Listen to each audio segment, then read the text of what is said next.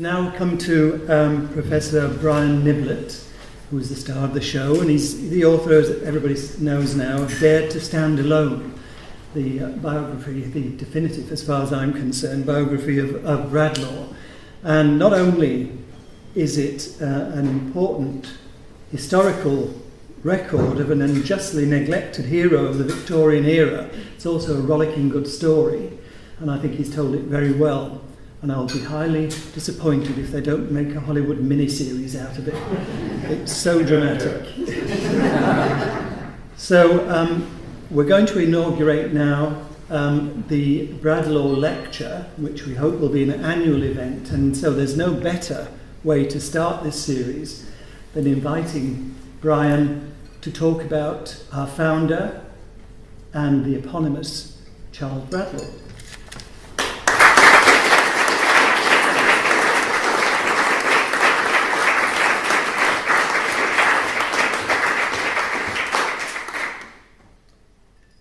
Good afternoon, everyone. I'm delighted to be here in Manchester. In the middle of the 19th century, when Charles Bradlaugh was active, Manchester was the greatest industrial city in the world. And every time I come to Manchester, which isn't very often, but when I do come, I get a sense of that history. I'm also delighted to be in this Manchester art gallery, for which I have a profound affection because it has this wonderful portrait of Charles Bradlaugh that was painted by Walter Sickert. And Charles Bradlaugh died in January 1891.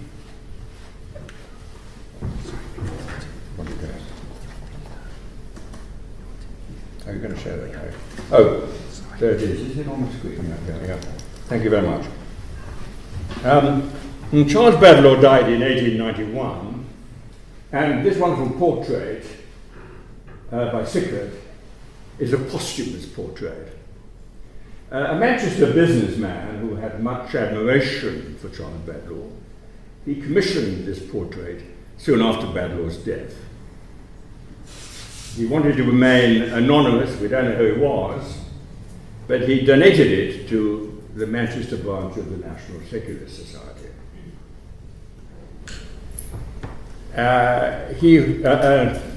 Sickert, by the way, I chose that portrait as the frontispiece to my book, and I'm very grateful to the Manchester Art Gallery and to the Sickert estate for allowing me to have that portrait as my frontispiece.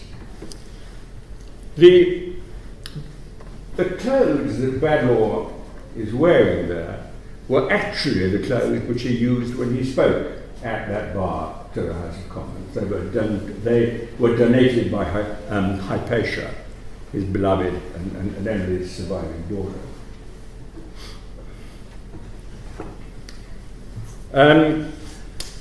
It was on the 26th of September in 1891, which is the anniversary of Bradlaugh's birthday, that portrait was unveiled at a hall in Manchester, where there was 600 people present.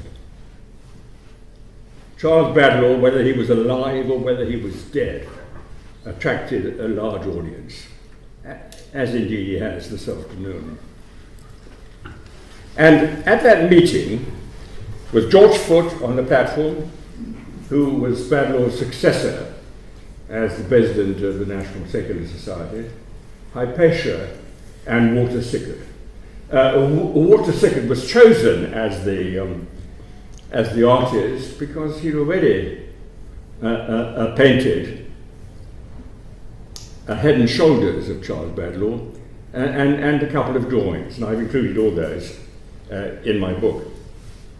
And at that meeting, George Foote unveiled the portrait, and George Foote gave a speech. And these are the last words he said. It was something to have taken his hand and looked into those great, strong, fearless, and yet gentle eyes, This picture will ensure that Bradlaugh will have a life beyond the dust of death. A wonderful ending to that speech, and Bradlaugh will always have a life beyond the dust of death. He will never be forgotten. He was the greatest backbencher of the 19th century. He was the greatest orator of the 19th century. He had amazing character, determination and persistence, and he's a hero who will never be forgotten. He was born on the 26th of September 1833, and he died on the 30th of January 1891. Only 57 years, but 57 years of achievement. He was an atheist, he was a Republican, and he was an advocate of birth control. To be one of those things in mid-Victorian England was to be reviled. To be all three of them meant he was vilified, denigrated, maligned, and defamed. And it says a great deal for him that he was able to withstand that antagonism. He was unpopular with the general public. He was very unpopular with the press. He was, of course, unpopular with all the churches. He was unpopular with Queen Victoria because he was a Republican. But he had two pillars of support. One was this National Secular Society, which we've been told he founded in 1866. There he was amongst friends. There he had supporters. The other pillar of support was the burgesses of Northampton. He fought his first by-election in Northampton in 1868, and Northampton was a wonderful constituency for him. It's in the middle of England. It was the centre of the boot and shoe industry, and that was a cottage industry. The people who made these boots and shoes, the uppers and the leathers, they were all self-employed. They were independent. They could be radical, and they were. And they supported Bradlaugh to the end. Now, he earned his living, Charles Bradlaugh, by public speaking. He was the greatest public speaker of his time. He was 6 foot 2 inches high, he was very broad, he had an enormously thick chest, and he had a sonorous sound that could fill a hall of over 1,000 people. And he often had over 1,000 people at his meetings. He was a master of rhetoric. He used all the rhetorical devices in his speech. He usually started quite slowly and quietly, but as he went on, he built up to a great passion, and he ended always with a powerful, penetrating peroration, which brought the audience to their feet. He was a remarkable speaker. Of course, rhetoric is not enough. You have to have compelling logic, and he did that. His speeches were meticulously prepared.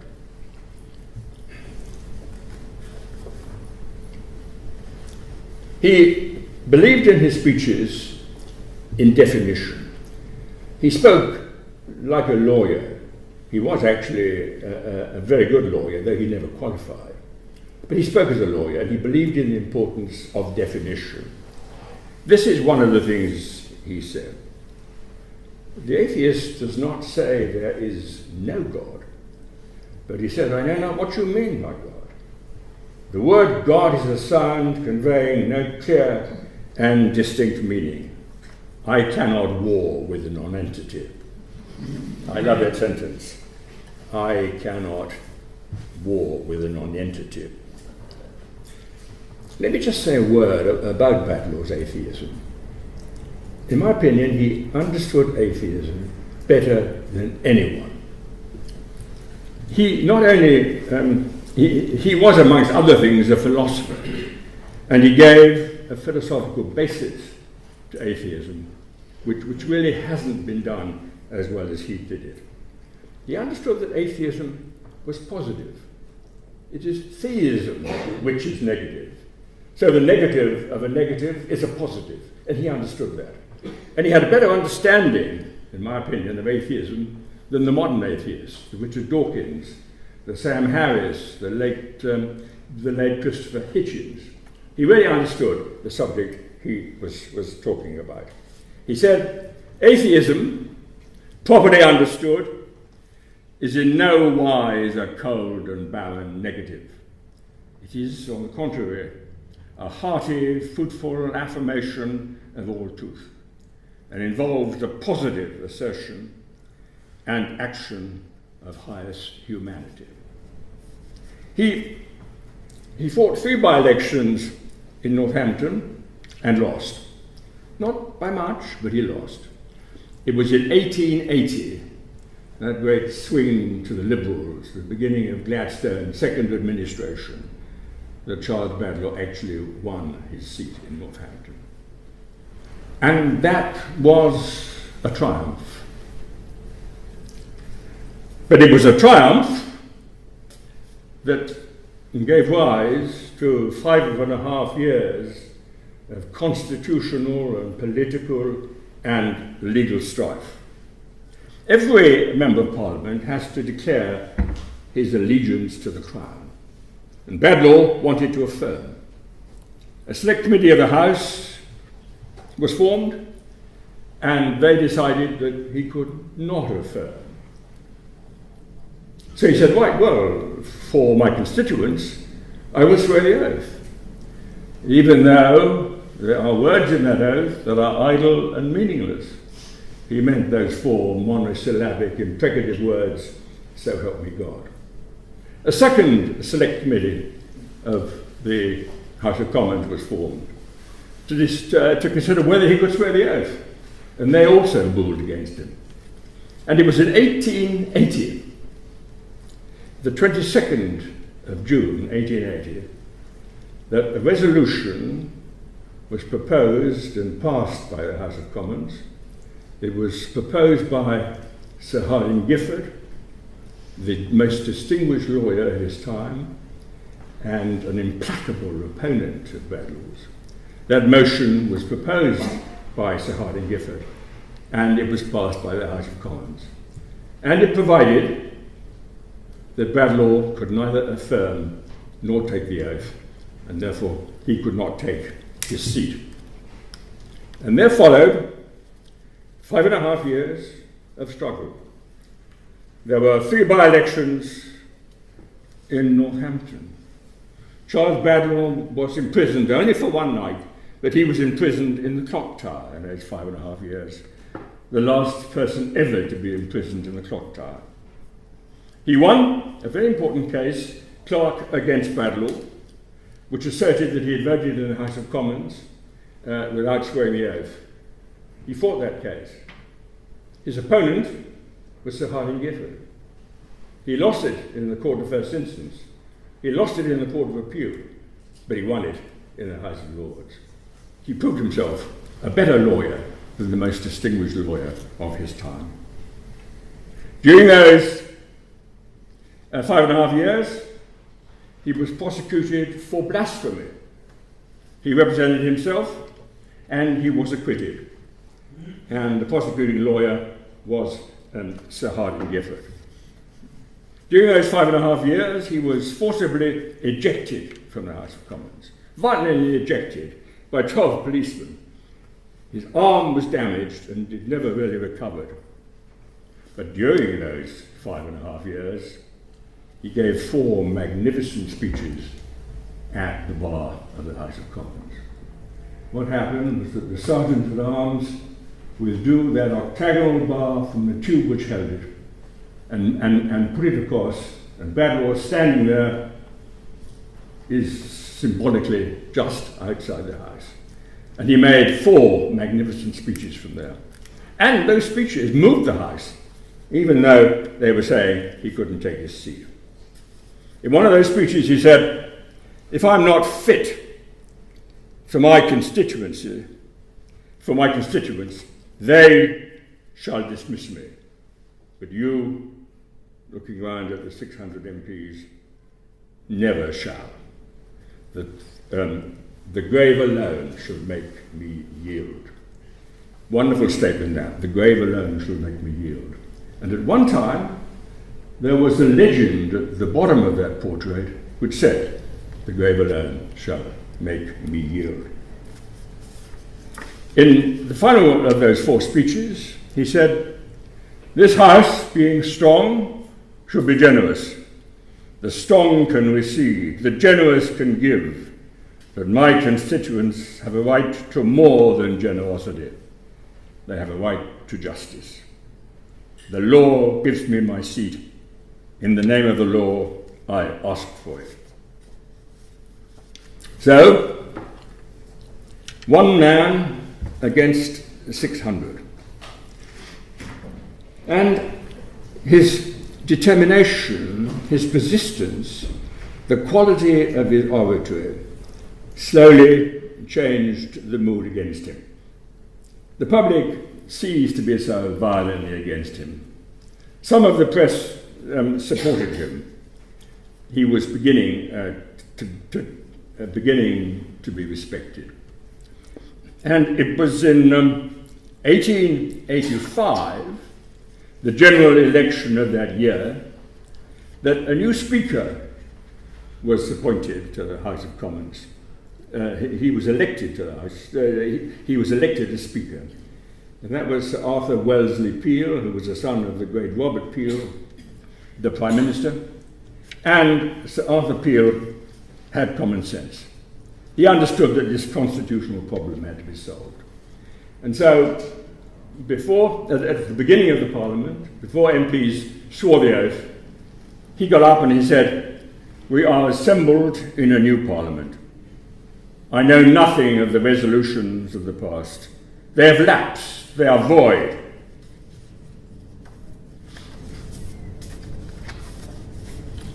And at that point, he allowed Charles Bradlaugh to swear the oath.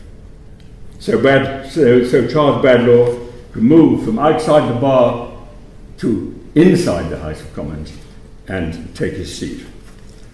2 select committees, a night in the clock tower, a magnitude of debates, repeated by-elections at Northampton, 4 great speeches at the bar, and this new speaker had the sense to allow Bradlaugh to swear the oath and take his seat. And then he proved an amazingly effective backbencher. He was diligent, he made constant attendance at the House of Commons. The quality of his contribution made him a highly respected member, not only in his own party, the Liberal Party, but in the Conservative Party too. He had several great achievements in the House of Commons. He introduced a private member's bill which abolished perpetual pensions. He was always against any form of hereditary privilege, and that was passed by the House of Commons. By using a private member's bill, he abolished the truck system. That was the system where employers, instead of paying their employees in cash, they gave them vouchers which could be exchanged at the employer's shop.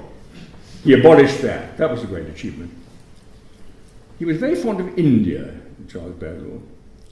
He had a great fascination for the Indian continent, this country of 250 million people that was governed by the House of Commons in England, a third of the way around the world. And he supported India. He was known in the House of Commons as the member for India. Of course, he wanted India to become independent, but he realized that was too soon. So what he did is he fought for the senior levels in the administration to be held by Indians. And Indians loved him, and they still do. He's still remembered in India. There are memorials to Bradlaugh both in India and in Pakistan. He was loved by both the Muslims and the Hindus. But his greatest achievement in Parliament was the Oaths Act of 1888.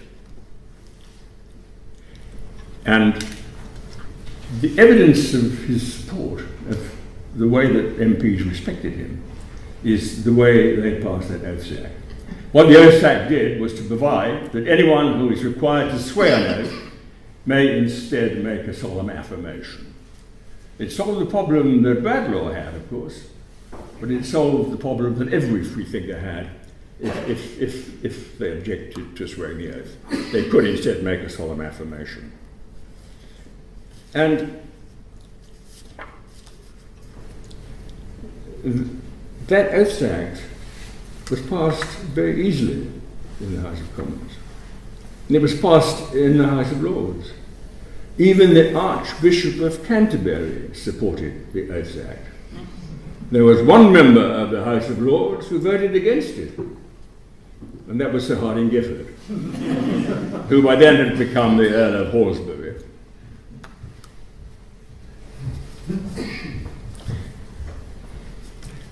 Of course, for Charles Bradlaugh having founded the National Secular Society, he loved that organisation. There he was amongst friends. There he made his best speeches, because there was no opposition to him. He was amongst friends, he could be intimate with the members. He called them my fellow heretics. And he said the word heretic should be a term of honour. He was always a supporter of free speech. He depended on free speech. He always supported it.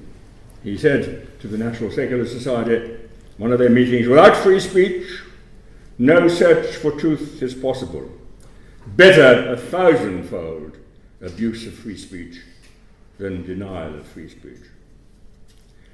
He defined free thought, which he called the enfranchisement of the human mind, freeing it from the trammels of old legends, which the ignorance of some, the credibility of some, the fraud of some will, like the constrictor, cramp and cripple the brains with hopelessness.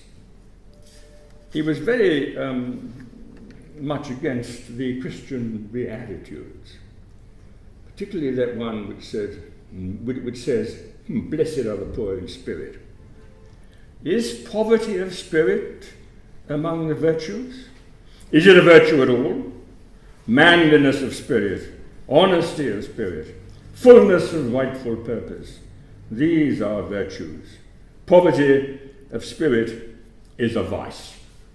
Now Charles Bradlaugh was not a man who was given to weeping, but he did weep in public on one occasion. That was in 1890, when, as we've been told, because of ill health, he decided he had to cease being the president of the National Secular Society. And at that meeting in 1890, he spoke in favour of his successor, George William Foote, who was really the only possible successor to him. He was a good writer, he was a good speaker, he'd earned his spurs by serving 12 months in prison for blasphemy. And as Charles Bradlaugh got up to speak, the tears came down. They splashed upon his notes for almost a minute. But he drew himself together, and then he passed, as we've heard, the gavel, the hammer, to George Foote. That was a remarkable occasion. Charles Bradlaugh's death was poignant. He always wanted that the resolution of the 22nd of June 1880 to be expunged from the records of the House.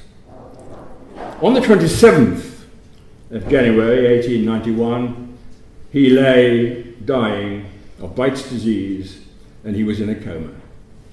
But 3 weeks before, he set down a resolution in the House of Commons to expunge that resolution of the 22nd of June 1880.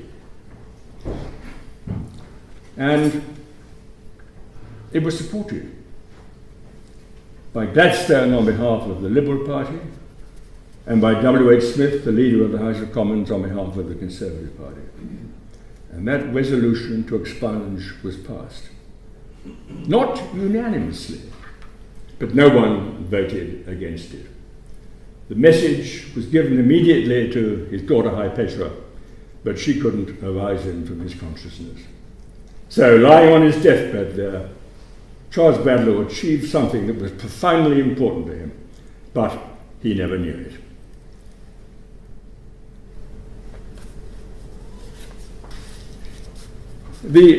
The preeminent causes that Bradlaugh had were atheism, republicanism, and birth control.